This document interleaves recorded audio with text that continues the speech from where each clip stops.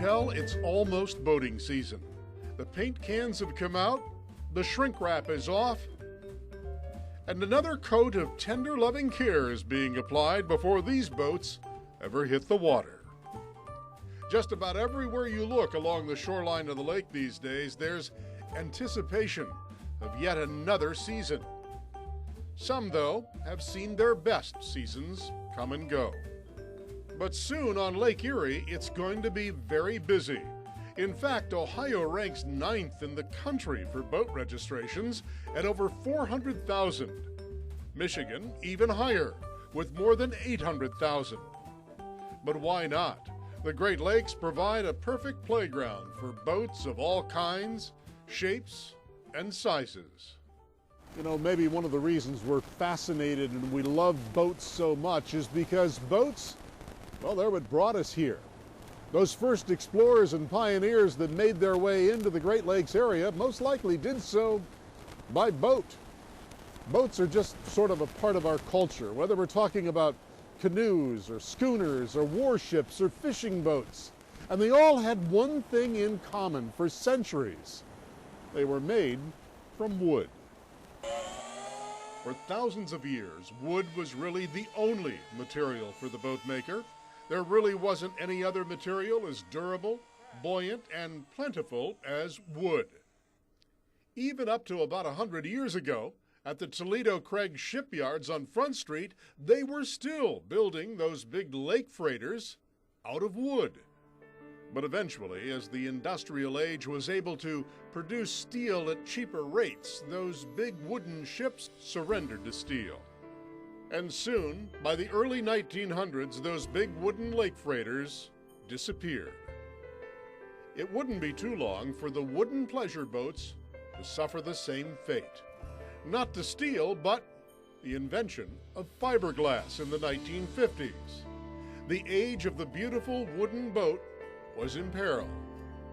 And by the 1960s, those icons of mahogany, teak, and oak that raced across the summers of our memories were on a heading for history. And while today fiberglass and plastics may be the king of the lake, wood is still the lake's legend, and the legends are still very much alive. That part of the story coming up.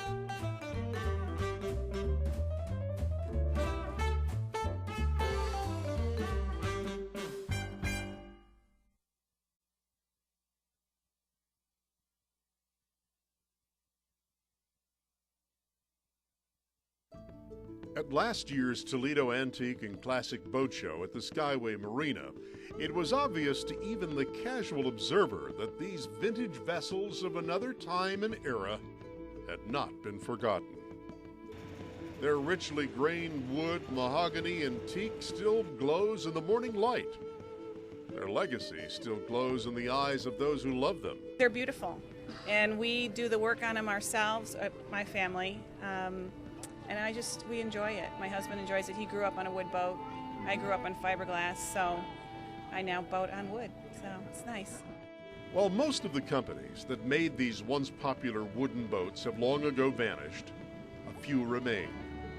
Like Chris Craft. Now there's a name you've probably heard of. They started back in Michigan many years ago, making wooden boats and building a very large variety of models and sizes, many of which have been saved and preserved now by owners who take great pride in the name and the craftsmanship. And oh, of course, Chris Craft is still around, but making fiberglass boats these days. And then there's Hackercraft. This New York-based classic boat maker started making these mahogany pleasure and power boats more than 100 years ago. And you know what? They're still doing it. That's right, and they're still being made of wood. Still beautiful, still handcrafted. It was these sleek and fast-running type boats that also became quite popular with the rum runners of the 1930s. They used them to haul booze from Canada across Lake Erie to Ohio during Prohibition. Another popular boat that was used for this type of maritime adventure was the Dart.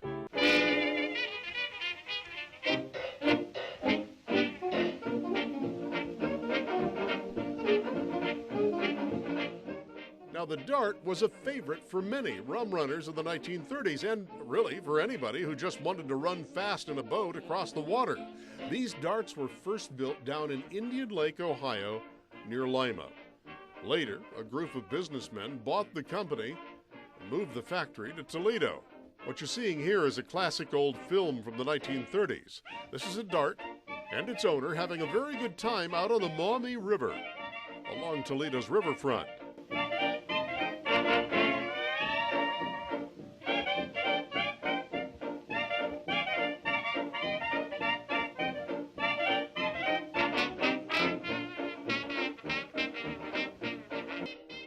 And oh, by the way, that's not just any boat owner, but Admiral Webb Hayes, the son of former President Rutherford B. Hayes. He headed up that new company that located the Dart factory on Summit Street, where it was operated by about 100 skilled craftsmen. The fast and durable Dart was a revered boat on Lake Erie. Constructed with a deep V hull, it cut easily through those frequently choppy waters on the lake. At its peak of production, Dart in Toledo was turning out 3 boats a day, from 18 to 26 feet. And today, Dart is still being built in Toledo. Well, sort of. The Ramsey Brothers Boat Restoration Shop in downtown Toledo is the new home of the Dart. They now have the rights to the brand and the name, and the brothers hope to build on that. We would hope to build a few handcrafted replicas of the Dart boats. I don't ever envision going into full production building a vast quantity of them, but to build a few handcrafted models that can be around for years to come is something that we hope to do. For now, the 2 Dart boats they hope to bring back to life sit in the back of the shop, ready for some intensive and extensive overhaul. And as to whether it is all worth it, well, figure this. There are only about 3 dozen of these Toledo-made boats left in the world. And restored Darts, rare in number and rich in history, do fetch top dollar. The models can easily command 6-figure price tags. Now, the Ramsey brothers are not only working on the resurrection of the Dart, but other classic boats as well, because it's their business. We try to be a full-service, one-stop resource for anybody who's interested in classic boating or has a classic boat that they're working on. That could be from minor maintenance to mechanical work to major reconstruction to upholstery, fabrication. Their new downtown Toledo showroom of older classic boats is museum-like in size and scope, and evidence of their skilled craftsmanship in restoring these vintage craft to their dignity and beauty.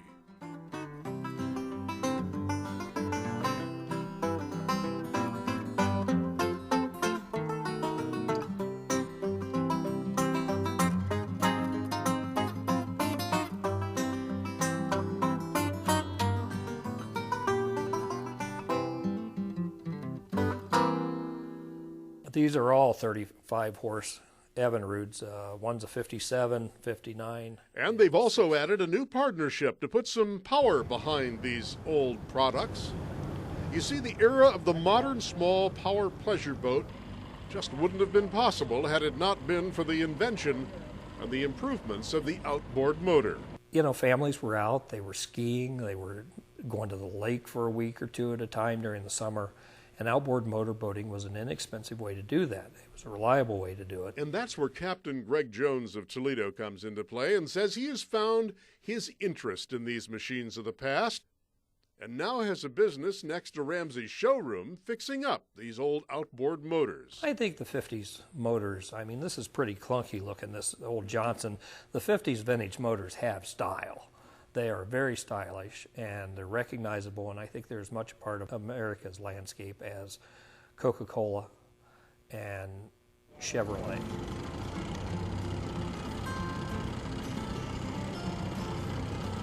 So what is it about these old wooden boats that draws us to them? What compels us to see the potential beauty that lurks within these old derelicts? I think it's a disease. I don't know that there's a cure for it, but it seems to be a common passion amongst people.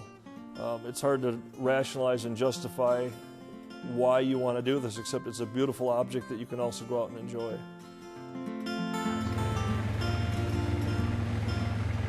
And so we've always just kind of liked old stuff, and that is what really drives our passion to recreate things authentically. Is when you're looking at this boat, you're not just looking at something pretty and shiny, you're looking at something that was done the way it was done years ago, in a different era. And very often the attention to detail when they were built is just a level of craftsmanship that you don't see on a modern boat.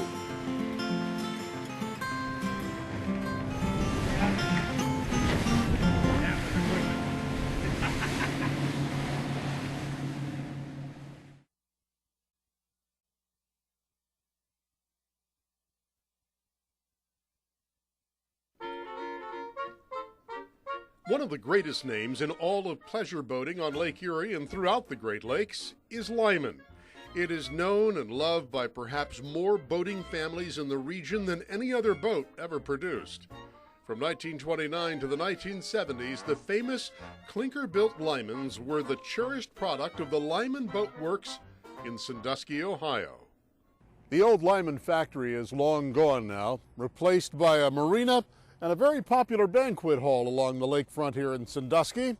But the memories of what took place inside these walls are still very cherished. It's a cherished thing that people own. You could own a boat, but a Lyman, it's different. It really is different. Lyman was pretty well spread out. At one point there was a dealer in every state back in the mid-50s when they were really in their heyday. Now the Lymans are mostly congregated in the Great Lakes. There's obviously a huge group of them in Lake Erie. They were built in Sandusky from 29 on.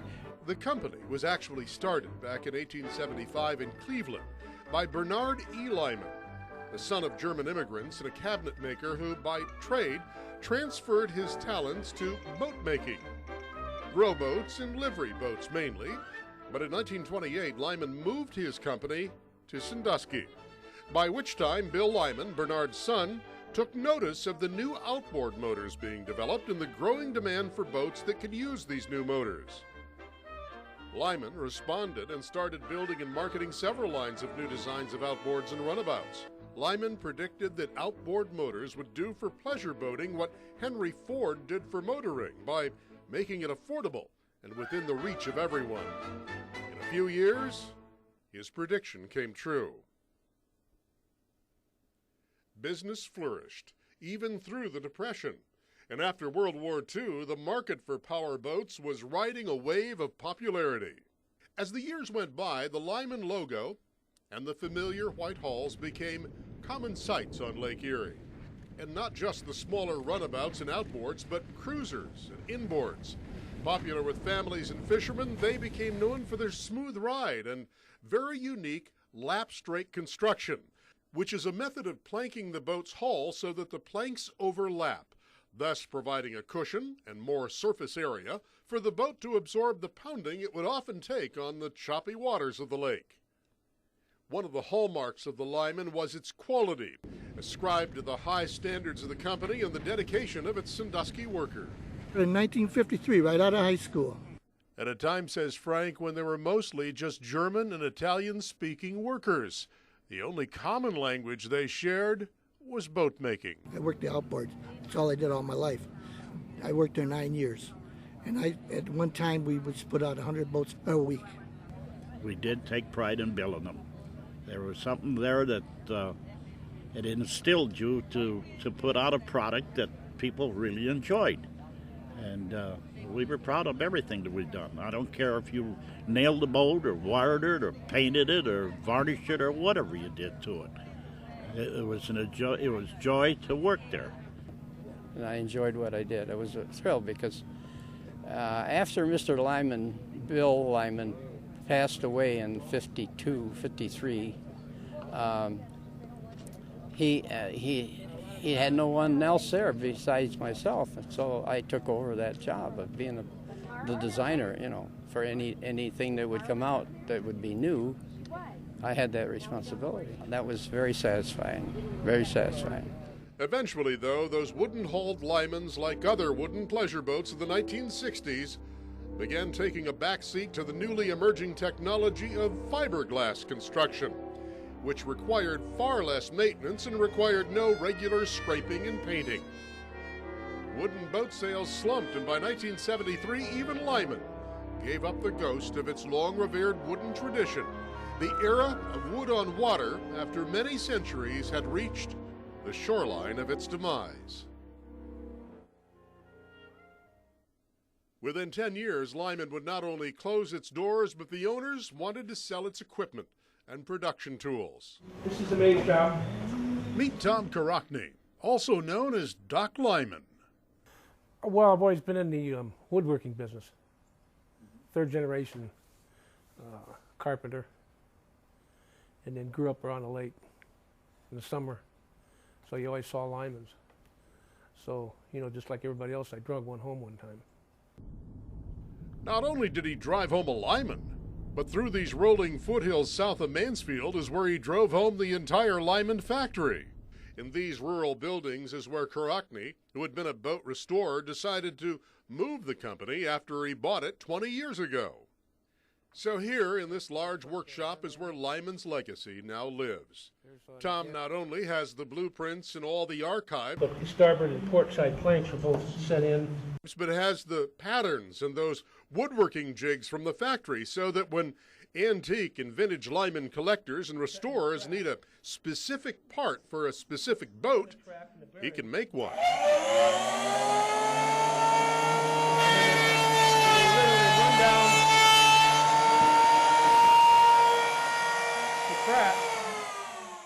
There is a growing demand for parts for these vintage wooden legends, as more and more people embrace the past and the nostalgia and the beauty of the wooden boat, such as the Lyman. Keel, and this is called a knee right here. We replaced this In also. Point Place, Bill Jockett at Jockett's Marina has what some would say is a museum of Lymans. I own 16 Lymans of my own, and I've got about 6 of them restored. And I got a back storage building that there's 12 boats in there, and 9 of them are mine. There's 3 customers' boats in there, but one of them's a fiberglass boat. The rest are all Lymans. Jockett is a third-generation boat builder in Point Place. His grandfather started building rowboats back in the 1920s from the very same Point Place location where Jockett learned to repair and restore boats from his dad. Yeah, watched him, helped him when we were kids. Usually was just handing him tools and stood and watching him work. And later on, I started doing it on a boat of my own, replacing the stem and the knee. And he says, "How'd you know how to do that?" And I said, "I've been watching you." Jockett's longtime love affair with the Lyman and the classic boat is hardly unusual. There is something about these marine machines that is artful and functional and fun, and highly seductive to the sense of sight and adventure. More on the love affair with these legends of the lake coming up.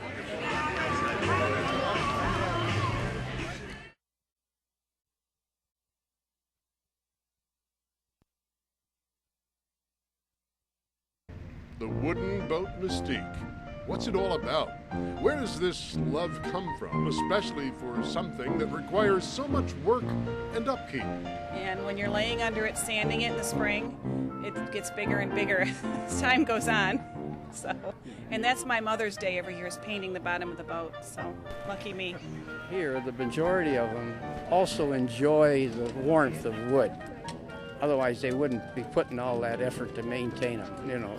A wood boat, you know, if you don't maintain it, it isn't going to be around forever. I have 2 young sons, 7 and 10, and they're involved too, and they're into it. I mean, the big time when they come out with Dad and help varnish something. It's really neat. But it's not just about work, but about having fun. We have 2 dogs and 3 kids, and our boat gets used every weekend. We fish, we tube, we water ski, we do beach, and it still looks nice, but we use it. They are a sea-worthy boat. I don't care. You can take the best plastic boat out there, but I'll take that 25, 26 Lyman, and I'll run the seas better than you could in any other fiberglass. And the pride of ownership that glows as warm as the wood. Transman's new, every rib in the boat's new, and when people see these and see what we've done with them, and you tell them it was could have been on the burn pile, and they're amazed that we restored it and brought it back to looking like new. It's a lot more of a personal feel than a piece of white fiberglass. I mean, you can see the beauty. You've got something that God provided from nature as opposed to a man-made product, and so it's just got some natural beauty to it. Whatever it is that draws people to these artful and historical icons of America, well, it's here to stay. So everyone, boaters or non-boaters alike, can enjoy the look, the feel, and the fascination for these legends.